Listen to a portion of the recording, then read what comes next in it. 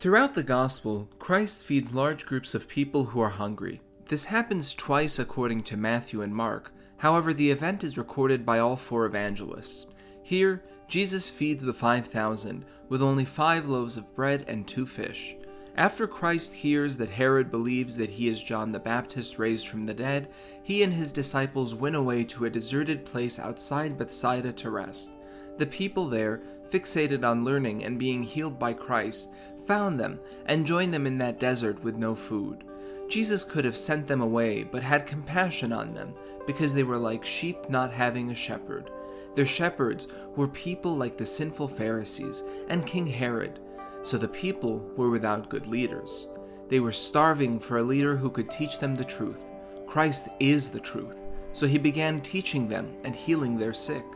As the night was approaching, the disciples became nervous that the people were still there with them in that deserted place, for there was no food.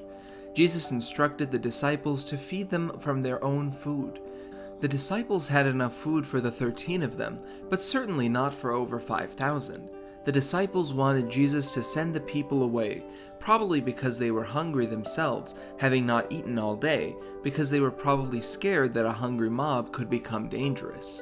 The disciples did not care for the people so much yet, so Jesus was teaching them to be compassionate and pastoral to the needs of the people. Compassion and love are prerequisites for the disciples to do the work of Christ. When Jesus asked the disciples how many loaves they had, they responded 5 and 2 fish. Here, the disciples do something noteworthy. Christ asks them how many loaves they had. They could have answered 5, keeping the 2 fish for themselves, but they answered honestly.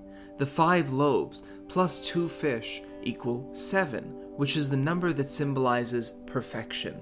The disciples gave perfectly, and because of that, God blessed their offering and multiplied it much more than it would have been on its own. It's not about how much they had, but that they gave everything. Before Jesus does this miracle, he has the disciples seat all the people in groups. Jesus could have done everything by himself, but he is teaching the disciples, preparing them for their ministry, so he has them participate in his blessings. Jesus takes the 5 loaves and 2 fish, looks up to heaven, blesses and breaks the loaves, and gives them to the holy disciples. After all the people ate and were filled, there was an abundance of 12 baskets full of fragments. Because the 12 gave perfectly, they received more than what they would have given initially. Jesus instructs his disciples to leave in the boat and go to Bethsaida while he stays behind to send away the multitude, which he had just fed. Christ then retreats into the mountain to pray, and is an example for all of us as to the solitude and peace necessary for true prayer. That evening, Jesus was still on land, but the disciples were stuck in the sea because the wind was going against them, and they were struggling at controlling the boat. The church commonly uses the image of the church as a ship. While the ship is keeping the disciples safe from drowning in the water, the wind and waves are threatening that safety. However, as long as they stay in the boat, they will not perish. The devil is the force trying to rock the boat in hopes of destroying us. We then hear that Christ walked away on the sea in the 4th watch of the night. In the New Testament, the day was divided into 12 hours, beginning with the 1st hour at the 6 in the morning. The 3rd hour would be 9 o'clock. The 6th hour would be noon. The 9th hour at 3.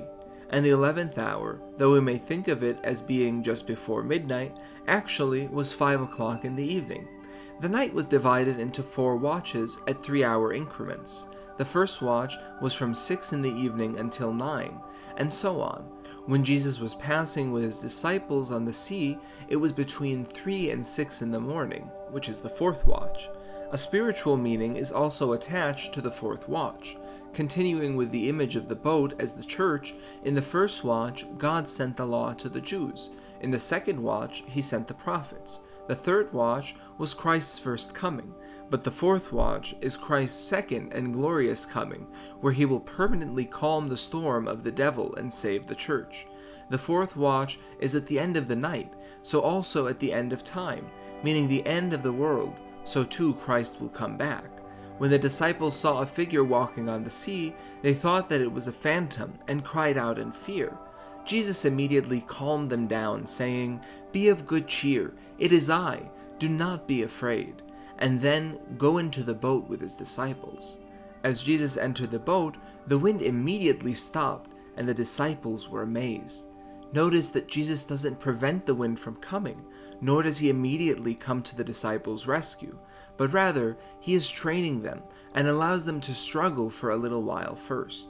St. Paul teaches us that suffering can be a good thing that brings us closer to God. Being in a difficult situation should cause us to pray to God for help, especially when we are helpless, as the disciples were. Returning once again to the image of the boat as the church receives Christ, and as a result, the turbulence the devil causes ceases. There is a lesson for us to be reminded of in the boat, the church, and to all, to call upon God. In this account, according to St. Matthew, there is an added element. After Jesus identifies himself, St. Peter says to him, "Lord, if it is you, command me to come to you on the water." Jesus said to Peter, "Come," and Peter began to walk on the water. As he was walking, the wind picked up and broke Peter's concentration and caused him to begin sinking. Peter yelled, "Lord, save me." Then Jesus caught Peter and said, "O you of little faith, why did you doubt?" Then Jesus brought him into the boat. As they got into the boat, the wind ceased. Peter has great faith in the Lord by asking Christ to command him to walk to Jesus on the water. His faith is then shaken by the strong wind and waves of the sea. We must remember that while we are walking towards Christ in our lives, the devil will shake our foundation in order to make us fall. We must keep our eyes on Christ and ignore the chaos around us. However, when we fall, we should do so as Peter and cry, "Lord, save me." Then the other disciples came to Jesus and worshipped him, saying, "Truly, you are the Son of God." The account according to St. John has one more detail, telling us that after Jesus got into the boat and the wind ceased, mysteriously they arrived at the land of their destination.